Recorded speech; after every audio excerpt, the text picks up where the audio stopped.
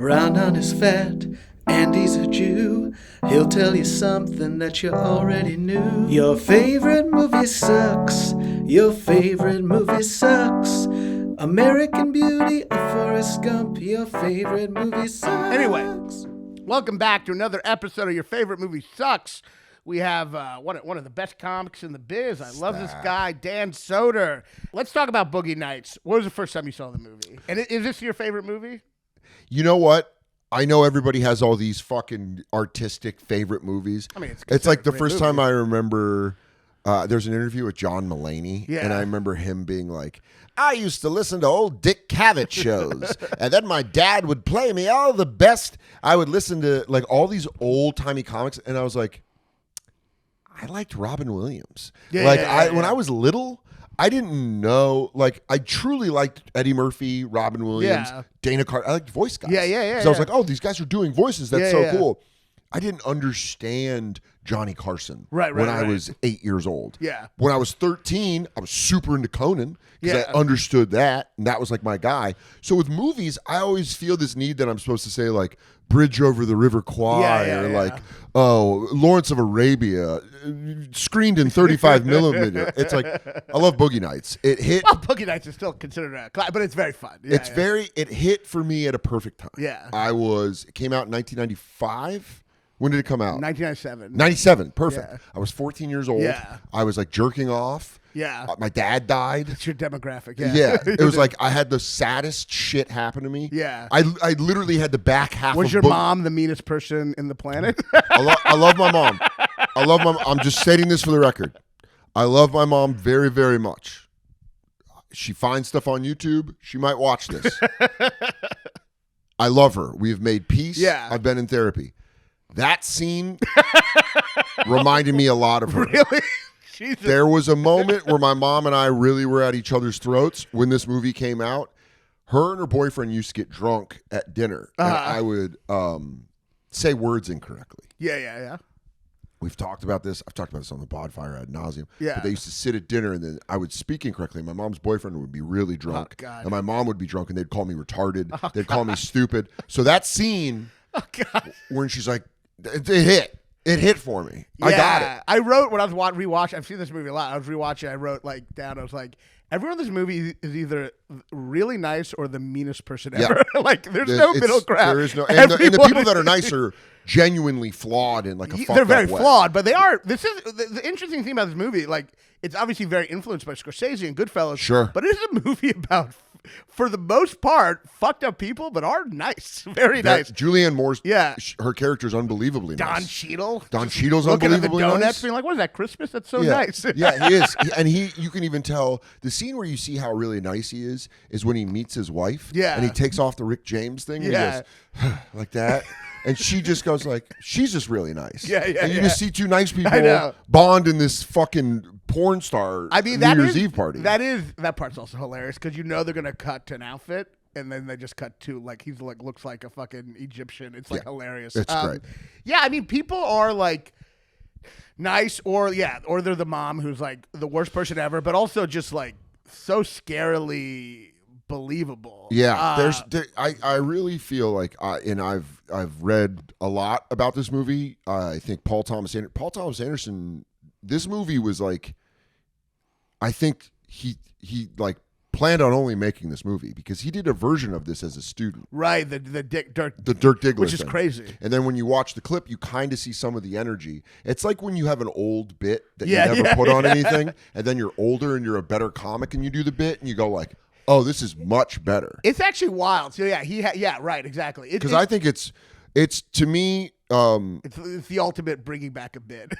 It's the ultimate bringing back a bit and having it as your closer. Well, it's also like the fact that he made in high school a mockumentary about the porn industry. Well, he lived in the Valley. He grew up, so he was around it. It was the way John Singleton did with Boys in the Hood.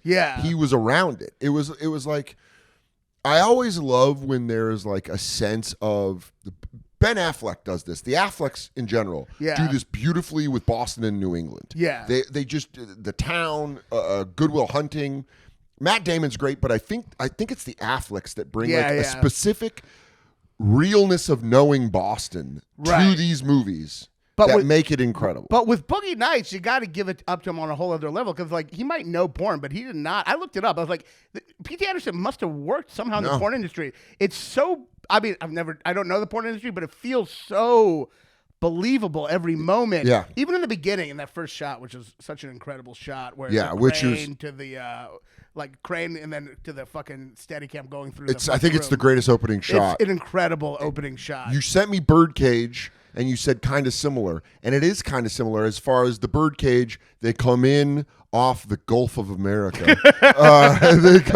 They come in off the ocean, and then they go into the club. But it stops there. But it stops there. But what I loved about Boogie Nights is he introduces every character in the first shot. It's incredible. He literally goes through everybody that you're going to need to know on some level, touches them, moves to the next. Yeah. They move to the next until you're Eddie Adams in the back at the dishwasher. I mean, so much of this movie, you can't talk about this movie without Scorsese. I mean, Scorsese is such a big influence. Scorsese, absolutely. I mean, the score. The way that the fall from grace is the Goodfellas structure. The entire drug scene with Todd and Dirk. Mm-hmm. I mean, I'd probably call it the climactic scene where they try to rob the drug dealer. Yeah, is Scorsese. It's just like, I mean, the last shot is Raging Bull. The last shot, Raging Bull ends with him in a dressing room saying a quote from something. Yeah, he's doing a stand up. He's literally doing Raging Bull at the end, and so it's like, but that opening shot is a real. How do you deal with like having someone you're influenced by? You try to one up them, and that feels like such an ultimate one up of the Goodfellas walking through the just like. It would suck if he fucked up too much and was trying to be like him. And you're like when people do the knee slap of Chappelle too much. Yeah. You know, don't do that part. But if it would have been like, and these guys make dirty movies. Well, that's me. I got the big cock. Now, growing up, I could always jizz when I wanted. But where would I put that jizz? Burt Reynolds didn't have to move for anyone. Yeah. But so I will. Okay, this show's called Your Favorite Movie Sucks. Now that's a false title because I don't just find problems with movies. Sure. But I do have issues with this movie that I want to bring up to you because there's so much I love about this movie. But I do have some issues. Part of me feels bad about having these issues. Yeah. But I would say the first half of this movie is the greatest first half of a movie ever. Yeah. And I think it kind of falls apart a little in the second half, but throws so much shit at the wall to make you forget that. And that is an issue I have. My argument would be that I think Paul Thomas Anderson does a perfect job of representing life falling apart chaotically. Right. Because it's so sped up. He does, the first two acts, or I'd probably say act one and half of act two. He does such a beautiful job establishing almost like a biopic of Eddie Adams and the Rays. What I think is it reflects perfectly almost like the lead singer of a band. Yes. Where this guy is found. He has this true talent. Yeah. Older, like a colonel, like in the Elvis movie. You see that with Jack Horner. Yeah. Reaches down, takes Eddie Adams, knows he has a pile of gold. Yeah. Especially when he goes back and fucks with Roller Girl. Yeah. It's one of the best music. Are we going to fuck? Don't come in me. Incredible. Great line. The bored, the excited but bored look on Burt Reynolds' face is so amazing. Before we get to the second half, just so people don't hate me, I want to talk about how much I love the first half. And then we'll go to the second. It's unbelievable. I think first half is one of the greatest things. It's Scorsese mixed with Altman. It's Scorsese, but it's so funny. It's very funny. Every moment is fucking hilarious. The funniest interaction, one of my favorite comedic interactions, is in this movie when John C. Reilly's character is first introduced at the pool party. Incredible. He's just so funny because it shows two stupid men trying to connect by only which ways they know how, which is physical fitness and looks. Yes. And when he's making that margarita and he goes, "You see Star Wars? People tell me I look a lot like Han Solo." and then when he goes, "You work out at Vinny's?" What am I saying? I would have seen you there. It's incredible. It's so bing bang boom, and they do it again with the introduction of Todd Phillips. Todd Phillips, of Todd. Todd, yeah. When he comes in and now Dirk's got the car and he's like, whose car is Thomas Jane is so underappreciated in this movie. He is great. He just comes in and he goes, and then you see John C. Reilly go, "You don't dance?" He goes, "No, man, don't dance on Sundays." And you're just like, oh, here's another idiot. Right. But this is where I'm in awe of the movie, okay? Somehow it is really nice people. Some of them are very dumb. Yes. Somehow this movie, and this is what I think is like the impossible, it manages to somehow make fun of these dumb people without at any moment feeling condescending. And I don't know how it does that. I think it's just an honest reflection of what stupidity is, which is people trying to do their best and just not knowing that they're doing something wrong. And you sense he loves the characters, which because if you make fun of people for being dumb, and that happens a lot in this movie, like, I mean, there's like, it's a Y problem, not a B problem. He's like, I don't know this fucking jargon. Oh my God. That scene is, but it could again, one of the funniest scenes. It could easily come off as like, just kind of like callous, which works in a broad comedy, but he loves the characters and he sees them as such vulnerable beings. I mean, he manages to work, and it's incredible. You look at the character of Scotty J. Yeah. Scotty, you could make look pathetic, dumb, like a loser. You're heartbroken when he tries to kiss Dirk. You are like, he's like, I'm a fucking idiot. That's like my soul. Yeah. Everyone, my soul. But that's what I mean. Moron. To connect to that moment, when you go, this guy, he clearly did the wrong thing. Yeah. He leaned in for a kiss. There was nothing there. But this guy's such an idiot. Yeah. He's just trying. He does my favorite Philip Seymour Hoffman move of the entire movie is the first time Dirk fucks. And when they're filming it, and he's got the boom mic. Yeah. And he takes his dick out and he goes, that nightmare. He goes, he's in hell. He's in so much pain hiding it. He's like, he breathes in because he's like, he falls, he like sees his dick and he goes like, oh. You know what's also great? I forget about the scene. It's quite a quieter scene. The scene of them two walking. Oh, he's biting the pen? Yeah. On the clipboard? That's such an amazing small talk with someone you're in love with scene. He goes, so great. That was me in high school walking with this girl that was a year older than me through passing period. He is that's so funny. You just go like, oh yeah, math is I do relate to him the most in the movie. Me too. He's the gay man. I mean, me too. But he is also the ultimate Philip Seymour Hoffman fat pathetic guy. Watching that at 14, I identified with Scotty J. Yeah, me too. Because I was like, I'm not Dirk. I'm not getting pussy. Yeah. And I was like, and I genuinely was the kind of guy that liked girls that didn't like me back. Right. So I would be like I literally had a crush on a girl that was a year older than me, and she was like weirded out by me. And I was like, Scotty J, I get it. But it's so funny how they act like a year younger is such a big. They're like, look, I'm not gonna commit statutory rape here. It's like, meanwhile, it's how's your life going now? Maybe you're a year older. I'm not fucking children here. Maybe you should have dropped down a weight class. That you would love to be with a younger man now. Yeah. Fucking, but there's a great article about Boogie Nights on the Ringer website called The Oral Retelling of, and I read it on the road. It's like a 36-page article. And they just did interviews with everybody that was on the movie, and it was them telling the story.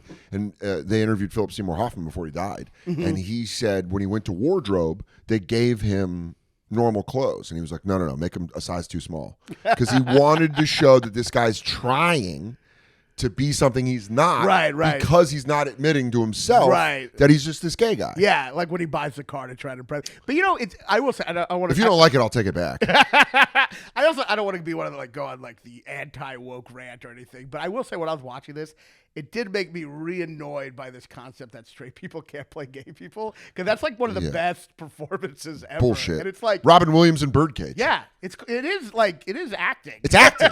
It's that Bill Burr had that joke about Bryan Cranston in Paper Tiger. Yeah, it's like, yeah, he's fucking acting. You know what group never gets mad about not being represented? Is pedophiles. They're never like, that was not a real pedophile. I could tell his joy at that nubile body wasn't real. You got to get a pedophile to really get that out. Yeah. But Philip Seymour Hoffman just absolutely, everyone that plays a role, it's like when you see these teams before free agency. Yeah. Like in any sport before free agency. Yeah. You're like, oh, they had all those guys on one team. It's crazy. Albert Molina, like who they have in these smaller roles. It's Thomas insane. Jane is unbelievable. And him just as Todd. Yeah. Obviously that broke into him. But did you know originally Leonardo DiCaprio was supposed to play? Yeah, and he kind of regrets it. He did Titanic. He said, I did Titanic, and I read a quote where he's like, I regret it. I wish I would have done both. I'm like, you greedy bastard. Yeah. Of course you do. I wish I would have chosen that over Titanic. My regret. It's so funny to have your regret be just not choosing both options. I wish. you want steak or lobster? You go, I wish I would have got both. I wish I would have got them both. You know, I married this girl. I was in love with this other girl. In hindsight, should have been a throuple. I wish. But Mark Wahlberg is incredible. Incredible. The only time with all the Mark Wahlberg workout videos and all the crazy shit he's done, the thing that made me the angriest was he spoke at a Christian conference and said he regretted doing Boogie Nights, and that's his best movie. Yeah. By a country mile. Country Mile. I will say, though, he is a great fucking actor. I was he's thinking, good. There might be a disconnect between him as a person, as like just such a douchey guy, and like an incredible actor. I mean, this is his best role. They got what Paul Thomas Anderson got with Mark Wahlberg was the bubbly, like, hey, you guys want to go hang out? Into a very seedy world. Yes. Where they're like, now fuck on film. That's the interesting contrast of this movie. It's this mix of seediness with naivete. Yeah. And it's such a charming first half. That's what it is. That's the charm. They are all like, there's like an awe and an innocence. It's the innocence which is why I think the first half does work so much better, because that innocence is kind of the thing you're not. To me, I would say, we'll get to it later in the second half, but the innocence is what you're not prepared for when you watch this. In your head, you imagine a porn world as being very cynical. And everyone being like, I'm in it to fuck. And he's just kind of like, I mean, the scene where he's jumping on his bed, and she's like, you got something special, Dirk. It's like a Mel Brooks joke. He's like, what are you trying to get? He just jumps. And then when he does get into the world of porn, it reminds me of, and you know, you'll understand this as a comic, when you stay in a nice hotel room for the first time. Yeah. And you go, like, you open every drawer and you go, oh my God. Yeah. Oh my, there's snacks in here. Yeah. Or you go, oh, I can turn just those lights on with this button and this. And then by the time you stay in it, by the 10th time, you go, well, they don't have snacks in here or whatever. And you're like, or like going to a condo when you're beginning, but you're just excited to be featuring on the road. Live here and I get to just do comedy all day. But versus like 10 years in where you're like, what the fuck you mean they papered the room? And exactly. And Paul Thomas Anderson does a beautiful job showing it. And I will say, because we did Casino on the last episode, and I've been thinking a lot about how Scorsese, what he does, and this does so well, is just because the people live a different life doesn't mean they don't have the exact feelings and experiences you have. Exactly. So that's why in Goodfellas or Casino, they feel like at the end there was a fall from grace, even though to us we're like, you were a criminal the whole time. Yeah, you were killing people, but you were a piece of shit up in the beginning. Yeah, like Grace, Garden of Eden, and Casino is Joe Pesci stabbing it, but it was for them. Yeah, because we all live the same narrative place, and there is a part, and it comes from being an artist who's non-judgmental, who can show that, who can understand that. Because the cynic in you would be like, "What? He's a porn filmmaker, and he cares about film. He cares about the art. But like, of course, everyone does. Like everyone. I feel like the magic, like, rule for all great characters is like the one thing we all want is to feel like we have meaning in life. And to provide something that we love with something that we made that's revered in the thing we love. And it doesn't matter if it's porn. It doesn't matter if it's like action movies, dumb action movies. No, Aronofsky nailed it with the wrestling. Yeah. When you see Randy the Ram, and it turns out he's like, listen, you could die if you go in the ring. But he tells Marissa Tomei, he's like, that's all I've got. That's like literally all I've got. And I don't have a kid anymore. I don't have anything. I don't have money. I don't even have my health. Right. But if I get on that top rope and put my and that's why the ending, you're like, great. Fighting against this idea that we're all don't matter. And feeling like you But matter. he's like, if I do this wet match one more time. I fucking got it. That's why that end, him taking out his dick, is the comeback. You know, I am a big beautiful star. So it is. So that's the part that's so empathetic, and just to show that they all, like it's like with comedy, like hacks don't think they're hacks. No, they go, I kill. And they also think they're really good. Yeah, they go, I'm really good. I'm killing. I don't know what these other people's problems are. You go, well, we adhere to a artistic rule that we're not going to do something that's easy or been done. But they don't think it's easy. But they go, but I try, and this is what I got. And you go, okay. Most people think the same way or have the same. So that's what's so cool about the movie is the innocence. It's like this surprise. Yeah. This idea that like, these people are like wide-eyed. And I mean, they're obviously broken. But they're also, like you said, they're very nice. Yeah. And they want things that regular people want. Julianne Moore, the whole point of her character is she lost her kid in a divorce. Yeah. She can't get the kid. The courts know she works in smut, works in porn. They think she's unfit as a mother. So what does she do? She turns around and tries to mother Roller Girl and Dirk. Yeah. And she becomes this like matriarchal person in the Jack Horner world. Yes. That's what sets Dirk off when he's snorting meth with Todd and they see in the pool scene when he fights with Jack, as he looks over and Julianne Moore is doting on the new guy who was him. You're no longer, which is a very natural feeling to go like, you create this family and now you're feeling ignored in this family you created to get out of this other family. Exactly. And there's always a new guy. And now your mom, Mark Wahlberg's mother in this family is now got a new baby. Yeah. That's a very I will normal. say John C. Reilly was the guy. He handled a lot better. Like, you think John C. Reilly's being a dick in the beginning, but after a while you're like, wow, he handled the new guy way better than Mark Wahlberg's like, I want to fuck right now. It's my big dick. We're going to fuck when I want to fuck. And John C. Reilly goes, you want a margarita?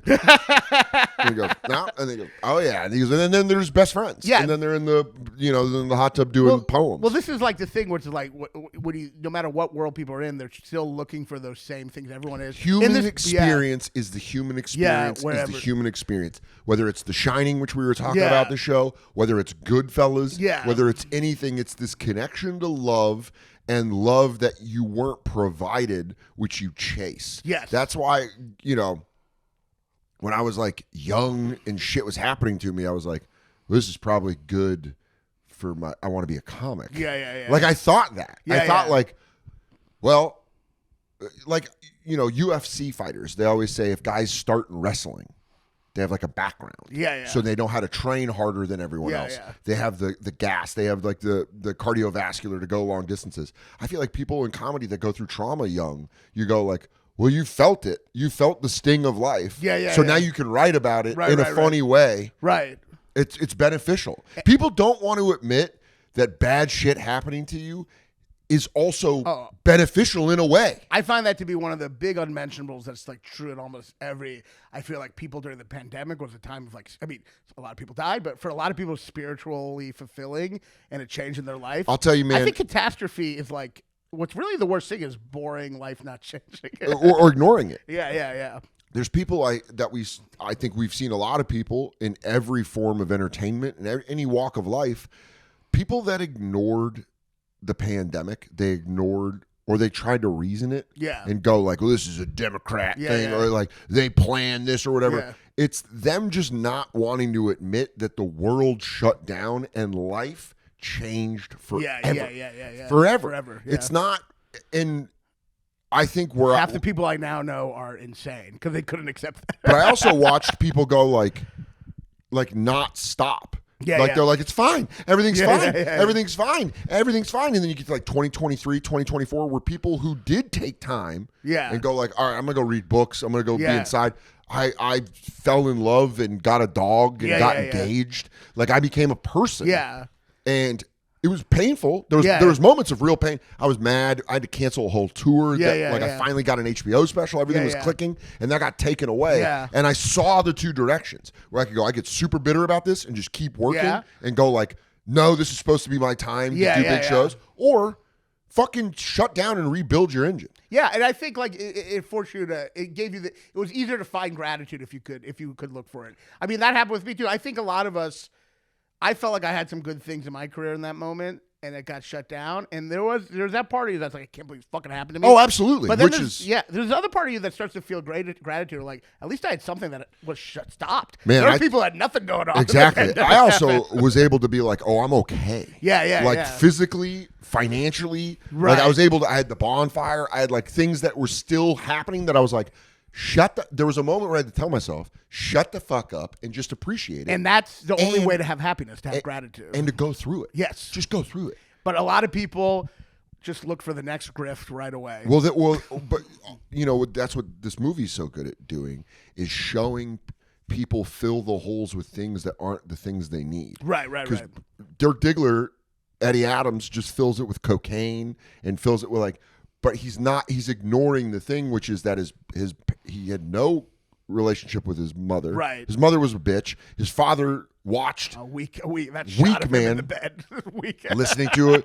Or the scene where he kisses her when they're having breakfast. Yeah. And she goes, I told you if you're going to do that, just shave. And the mother's weird sexual thing with the kid too. Like, she goes, I wash your sheets. Yes. I know what happens in here. That little slut. And you're like, Jesus Christ. Looks like reverse edible. It was so gross. Well, she was like jealous that he had like sexual, and that she wasn't his anymore. Yeah. It's very similar. I mean, that's what I love about what Paul Thomas Anderson did, because there is a mirror reflection of the Julianne Moore Dirk Diggler relationship with Eddie Adams and his mother. Yeah, and you see why she's important to Dirk Diggler. I actually forget how much they put it in the writing every time I watch it, because there's so much talk about her being the mother to him. Yes, and of course, I think the scene with Roller Girl, which goes, "Can I call you mom?" That I think is the most moving scene. It's very sad, and I think it's really sad. I actually think it would have hit harder if they did that court scene where she can't get her kid before that. Yeah. I think it would have actually hit harder. I do think the movie sometimes gets caught in a montage thing that I do think I would agree with you on the that. emotional investment sometimes. Like the first half, basically that party to the end is like a masterpiece. Yes. You're talking about where Little Bill kills himself? All the way up to that. Up into 1980. And it just kind of like gets stuck in a montage a little. Well, they try. You know, when you watch The Wire, and then you watch season 5, and you go, "Why does season 5 feel fucked up?" Yeah, and then you go, "It was supposed to be 2 seasons." Right. They were supposed to do 6 or 7 seasons of The Wire, and HBO was like, "Fuck this!" So let's put all collapse it all down, and then they had to just take all of that and put it into 5. It feels like, because when you read the story about it, the original cut was like 4 hours of Boogie Nights. Yeah. It feels like stuff's missing. Well, he took out a scene where you see Dirk Diggler's parents die. Yeah. There's also a scene where he goes back to his house, and it's Cheryl Ann, or it's his girlfriend. Yeah. She lives there with her husband, who is now, they have all of Dirk Diggler's VHSs in like a thing, and her husband's just like cool with it. So he kind of takes the place of Dirk's dad, right? Where he's like weak and won't stand up for himself. Well, that's very interesting, because I do think in the second half, and I feel this like at times like this obligatory, the movie has to just do the downfall thing. Yeah. And I feel like sometimes it's a little predictable just because we know that these characters are Well, we've seen it with Scorsese. Yeah. And we know at the end of Act 2 it's going to start. And it's like porn stars who are broken. Like the innocent part is the exciting part, but we know this is going to go bad, right? But the way they do it by showing, that was the part I would argue against, is like they do heavy on the montage, but especially with the peripheral characters. Yeah. Don Cheadle, with like other people, you see like a real like, and this is what happens. This is what happens to John C. Reilly. He tries magic. Naughty, Tammy. I feel like Job in Arrested Development was created right then. Exactly.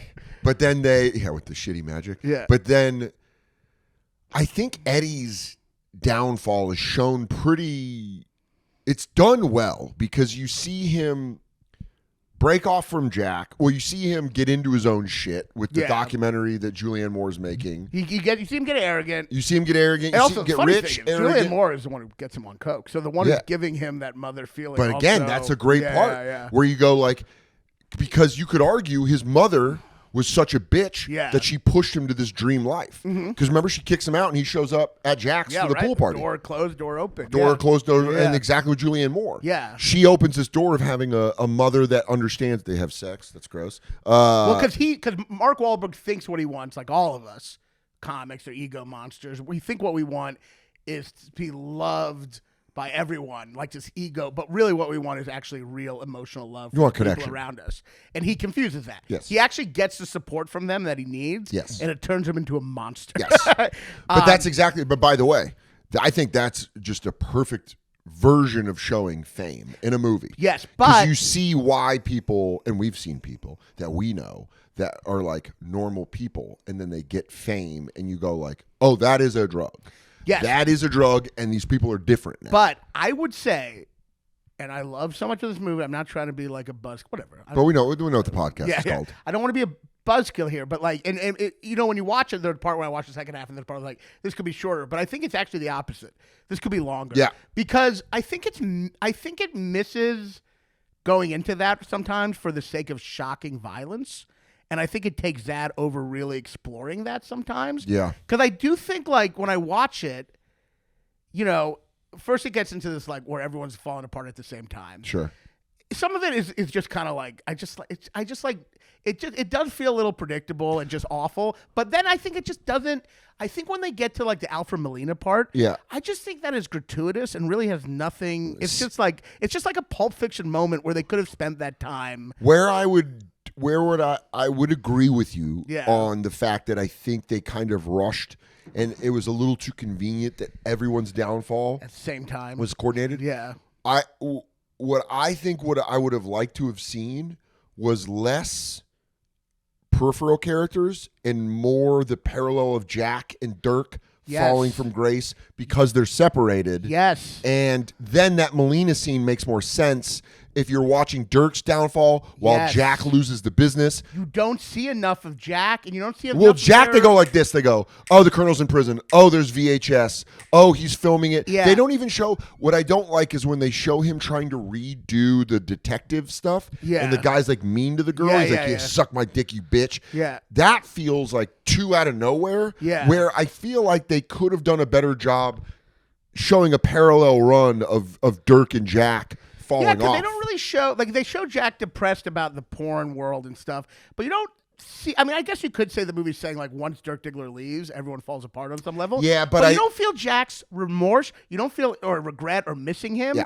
So it misses an emotional thing in the second half. Yes. And they replace that instead with Dunkin' Donuts, everyone getting shot, which is just crazy. Yeah. And, like, the money, you know, and then the Alfred Molina part, which is just, like, I know it's exciting, but it's like, it's like, what happened? It's just like you're not watching this movie to see them get out of a drug deal for 30 minutes. No, you're trying to watch them reunite. I think P.T. Anderson is obviously one of the most talented people ever, and I think like when you watch, it's almost like it's impossible. He's so talented that his talent sometimes goes beyond his maybe.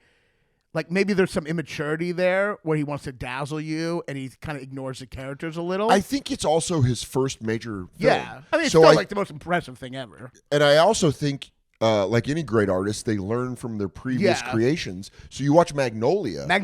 And he does much more effective, I think. But he does the emotional connection way better. You don't have in this movie Tom Cruise forgiving Jason Robards. You don't have that. And it is missing in the second half. It is like, because he does the weird shit in Magnolia with the frogs and all this stuff. He does a good job of keeping a little weirdness in. That kind of gratuitousness. But I think you're right that he just was kind of like not ready to learn how to do that emotional connection. So he went like, just throw crazy shit. He went, let's do Goodfellas. Yeah. And it's like, you can feel the Goodfellas. Well, the gunshots in the donut robbery scene feel very similar to Pesci getting whacked, where it's just like instant. It's also like just stupid. Like the fact that he needs money and then they just happen to all three shoot each other. There's a bag of money there. And there's a bag of money looking down. And then he can open his stereo store. It's like, you go like that does kind of work out. But also I just feel like some of the innocence in the first half is so surprising. That's, you're learning something. You didn't expect this. The downfall of porn stars feels predictable. And at times, just kind of like, it almost feels a little like a manipulation that I feel like I have to go through this pain that I already am like aware of, because the pain's already there in the first half. Yeah, well, you see it. You see it with everyone's relationship. Yeah. They really do a good job of setting everyone up. I do think, though, there are some scenes that like I would have liked to have. The donut scene, it's a great ending for that character. He's got a wife and a baby. But it's like the opening of Magnolia, one of those like sketch, you know, those the luck thing. But you're just like, oh, that's like but I liked the idea when he was at the stereo store and he puts on that country stuff and he's like, feel that thumping in your chest? Yeah. And then he's like, and then the guy is like mean. One of the very mean people in the movie. Very, very mean. He's like, very mean. And he's like, I thought you were going to bring some pussy around here. And that's been nice. And he's like, but what kind of brother are you? And he's like, Cheadle's just like blown away. But that story to me was like, that, to me, seemed unresolved because this character is looking for who he is because he's not like this black, you know, when he takes the wig off. That's what I'm saying. And also think about... The shooting is like distracts you from like emotional journeys, yes. I think. I wouldn't disagree with you on that one.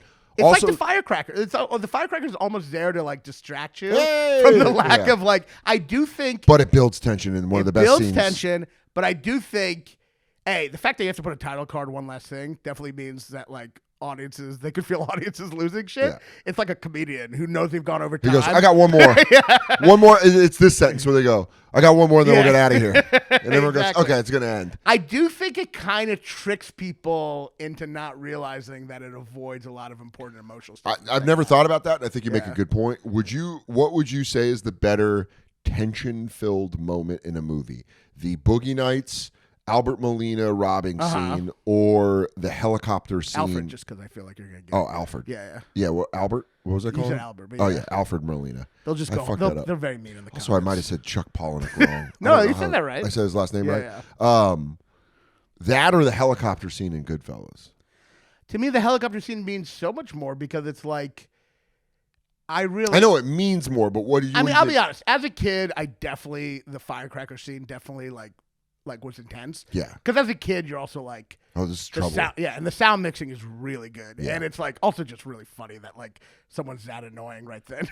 While you're trying to do a dangerous I also thing. forgot that he also does Russian roulette in the scene. It is like wild when he pulls out the gun and he's like. But the helicopter scene is so much more to me like character motivated because this is a guy who constantly thinks he can juggle everything in his life, and then you see him like failing to do that. At no point do I think Mark Wahlberg can juggle everything in his life. So it's just like I just think it's like it's a fun scene on its own, and I think people watch it and they go, it's fucking cool. Yeah. But like there is a lack of like that relationship, and I kind of miss it, and that's why at the end when he goes back to Jack. It's an interesting shot because you don't see Jack in that shot. Like the shot's like from like Jack in the his side. front door, yeah. Yeah, and you just kind of see like a sliver of Jack. But that's also a problem, the fact that you don't need to show Jack right then because you don't really care about how Jack's. It doesn't feel like Jack's waiting for his return. I think that's a problem. If we would have scaled down the side character and done more of Jack and Dirk's relationship, that father-son relationship, and then see them come back, and you see Dirk restored with the belief of, okay, my father in this business, Jack believes in me. Now I can get my dick hard again. Exactly. Which is like very it's amazing. I mean, if you got to be walked to it, what a way to walk to it. You need the emotional support before you can get that big hard on. But that's what it is. Because before, I think, as someone that had problems with intimacy, it is like pretty interesting to see that in the beginning he has no intimacy. So he's able to fuck all the time. Right. But then he gets love, he understands what it is, and then he has to deal with the fact of like, oh, this is much heavier. Yeah, hard to get hard. Yeah, but it's like, it's hard to get hard. And then, but he goes through all this stuff, and then he, at the end, goes like, oh, no, but this is what love is. It's like love is understanding and believing in yourself and believing in that love. I thought it was very interesting that Paul Thomas Anderson really struggled. P.T. Anderson really struggled with where to put the dick. In the movie? There's in the article, in that interview. I think it's so neat at the end because in the beginning when he was first screening it for audiences, they did it in the beginning just to get it out of the way. Oh, interesting. Just like, here's his big dick. This is what it looks like. But then he was like, you realize he in the interview he says it's so much more important at the end where you realize it's like all this trouble for this piece of meat. This is like thing that hangs off a man caused all of this fucking problems and all of these relationships and solutions and all this shit. And you're right. Oh, it's fucking great. No, it's great. It works as a good like ending because I do think there is so many good tricks to make you forget the lack of emotional thing. Yeah. And one of the best tricks is like now we show the dick. Yeah. So it does feel very complete. But I will say, I mean, like, and it's not to say they shouldn't show the other subplots, but the subplot was Jack and Dirk Diggler. There needed to be them being a part of their lives. That was the true B storyline. Yeah. The A storyline is Dirk and his way through this, but I think the true B storyline was him and Jack. And it's too much screen time's taken with Alfred Molina going, Jesse Springfield, good buddy of mine. Great. Well, the greatest part is when he goes, that's Cosmo. He's Chinese. He says he's Chinese like that. He's Chinese. Like that explains everything. You go, oh, okay. Fireworks. It's so funny to go. He's Chinese. The other, we should wrap it up. I don't want to take up too much of your time, but the other thing that I saw so funny is when the pedophiles and the colonel is in there, and God, he goes, "Are you still friends with me?" But the part where she goes, "How old was she?" And he goes, "She was 15, but she was going on 150. Yeah. It's so funny to be like, she was 15, but she looked older than any person who's ever lived. Well, you know what's crazy is you watch the colonel go from being the first pool party where he comes in with that girl and she's like, "Do they have cocaine?" Yeah. And he's like, "Yeah, they got somewhere, baby." And then that guy's like holding her and he's like, "Fucking shit." Yeah. And then he says to the colonel, he goes, "I don't know, man. It's the second time in 3 weeks." He goes, "Maybe get some new shit." When he says that, he's so cool, controlled, calm, in control. And then when he's on the other side of the pane of glass from Jack, and he's going like their hands, they're so little and innocent looking. And then he goes, "Are you still my friend, Jack? Say you're still my friend." You watch this guy from being like, I know. From being not caring about a woman that he brought that's ODing. And by the way, I said this to my girlfriend. She was like, it was a little, I was like, it's gross when a pedophile has a girl who's so young. She's not even young hot. Yeah. My girlfriend said that. My girlfriend said, yeah. And then she's like, wait, what did you just say? Yeah, you know what I mean. She's not like 21 She's and not like buxom 21 and hot. Like, I get it. Yeah. She's like so young, it's not even attractive. I guess that's what a pedophile is. They're like, a pedophile would hear that and go, you're getting it. Yeah, we He goes, "I don't want to." We think we understand pedophiles. We're like, oh, is that like a girl who like looks older? You like them young. A big titty. Yeah. Like you like them flat chested? Yeah, he That's goes, gross. Yes, they're children. Like, oh. It's like we want to understand. Yeah. And you go, I don't get it. Such a backwards color, but yeah, man, I think yeah, it was just a movie that hit for me it's on incredible. several different levels while I was going through shit, and it's a movie I can put on.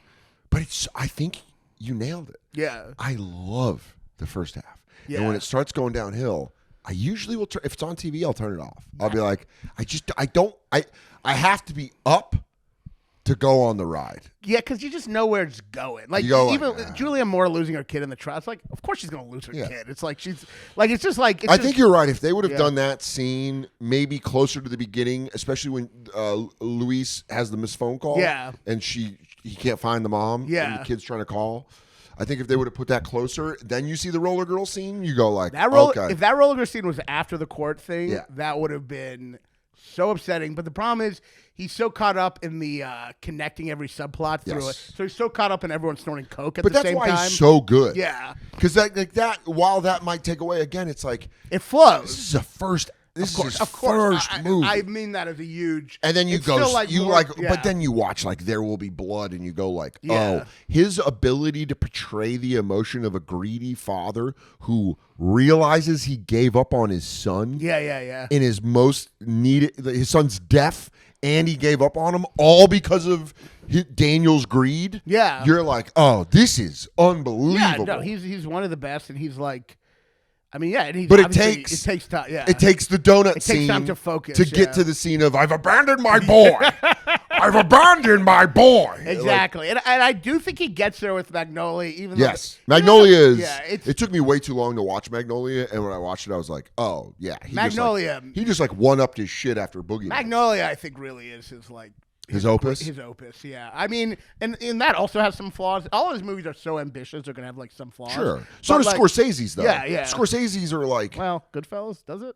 Goodfellas is perfect. Casino, there are some parts where you're like, all right, why does he keep having Pesci back? He's obviously a problem.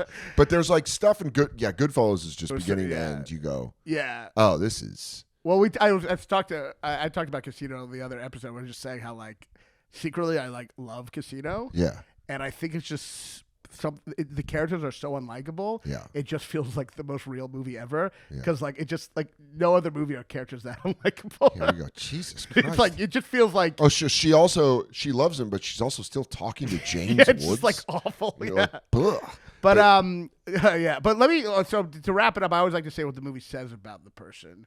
I think this was an easy one. Yeah. Because Boogie Nights, describe Boogie Nights, it's kind of describe you in a way. You got a big dick. No, you're very funny and very vulnerable, and that's your comedy. Yeah. Comedy is so vulnerable and open. Yeah, that's always the stuff I've always really enjoyed. I've always enjoyed like and I think that I feel that way about other forms of entertainment that I enjoy, whether it be music or movies or stuff. I like when vulnerability is shown not from the aspect of weakness, but from the aspect of strength. Yeah, and that's like I'm not afraid. You can come in and touch it. Right. It's like digging. It's like, you know what it reminds me of? Just follow me on it. When Arnold in T2 takes out the bullets while they're That's great. And Eddie Furlong puts his jacket up to the light to show. Yeah, it's great. And he's just going like, I love that metaphor. Tink. He's just pulling the bullets out of him because it's like, oh, that's awesome. That's so badass. Yeah. That I feel like emotional vulnerability sometimes is like that. Where you're I didn't have to run with you at all. That was like the greatest metaphor ever. Yeah, you just go like, yeah, stick your thumb in my bullet hole. I don't give a fuck. I'll dig around. It's an act of strength. Yeah, your comedy is like, you feel broken, but also coming together, like you're overcoming it. It's like hopeful, kind of like Boogie Nights. It's like at the end they are together, though it does suggest they might just start all over again. But I think that's also a cycle of life. Yeah, I mean, you could read any philosophers, especially like Alan Watts, where they speak about like life is just like a wave. It's just like it goes up and it goes down, it goes up. And you see Mark Wahlberg's cockiness in the last shot. You're like, oh, this might just. It might start all over again. It might make some great films. You get the emotional support, but you think that's not what you want. It's like you get love. You know what it is? And and that makes you so cocky you want the world. It is the end of a heist movie, the one more score. Yeah. And everyone goes, you're good. Yeah. Every drug dealer movie, they have the money, they have the girl, Carlito's Way. Just walk away. They never walk away. And then Benny Blanco gets you coming off the 6. We never walk away. You never walk away. No, it's totally true. And it's like, that's why I've always really respected people who do, in fact, walk away, like a Rick Moranis, or like Gene Wilder at the end. Every comedian who quits because they're like, I'm not good enough for this to be worth it. I'm more impressed by them than all the not funny comics who stick with them. I talk to comics that quit for regular lives the way that African villagers talk to exchange students when they come home. Because they got that glow in their eyes. They got like that peace. What do you do? What do they do over there? And he goes, my brother, they do not worry about. We're stuck in this because we've been playing chicken for the last 40 years. They're like, no. We're going to make it work. It's my funny joke, and I'm going to laugh when I want to laugh. I'm never giving up. I'm ready to go. I just go up to a funny bone manager, turn on the lights, I'm ready to go. Well, we got to set up and play the video before. I'm fucking ready right now. It's my big jokes, and I'm ready to laugh when I want to laugh. Quit doing the promo of Eddie Griffin. I'm ready right fucking now. And in the back, I'm like, you're a hilarious clown. Yeah, we're like Boogie Nights, where the audience laughs, and that's actually all we really need is just one audience laughing at us. But it makes us want to be like, why don't I have 4 million Instagram followers? More. And even the audience laughs isn't what we really want. And then we just wanted our dad to hug us more. That's it. We just wanted to be acknowledged by our parents. Yeah. So the second half, I do think it has fault, but it's still the greatest thing ever. Still very fun. And also, thank you for making me feel more confident in saying Boogie Nights is my favorite movie. Oh, yeah. Because I feel oftentimes people can write it off. People that know movies like yourself and Joe List, they can say that and they go like, Boogie Nights? And you're like... No, but that's not... Like... That is like considered a real classic. I mean, maybe at the time when it came out, I think maybe people. I mean, it was actually very well reviewed, but it was nominated for Oscars. Yeah, maybe at the time they were like, "What a porn movie." I think it was like P.T. Anderson's such a.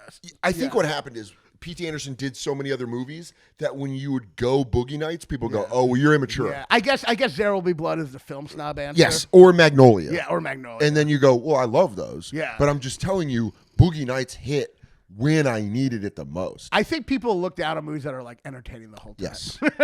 I agree. Well, thanks so much for doing it. Do you have any plugs, Dan? DanSoder.com, all my live dates, bunch of live dates going up soon. When does this come out? Is that what you're saying? Oh, that's something else. When does this come out? This is going to come out probably next week. Next week, when in the week? Wednesday. I just announced my new tour, the Golden Retriever of Comedy Tour.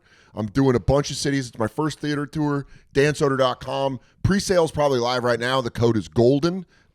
Just please buy a ticket. I really enjoy the act that I have right now. I think you'll like it. I'm adding new jokes to it.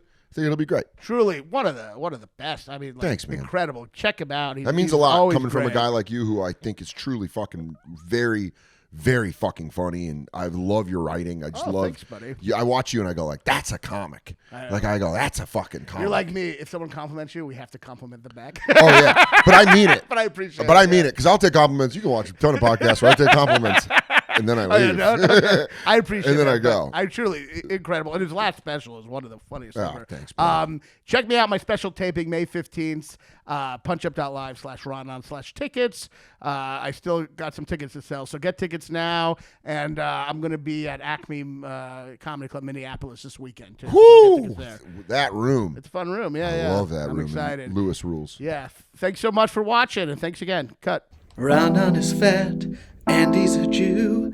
He'll tell you something that you already knew. Your favorite movie sucks. Your favorite movie sucks. American Beauty or Forrest Gump. Your favorite movie sucks.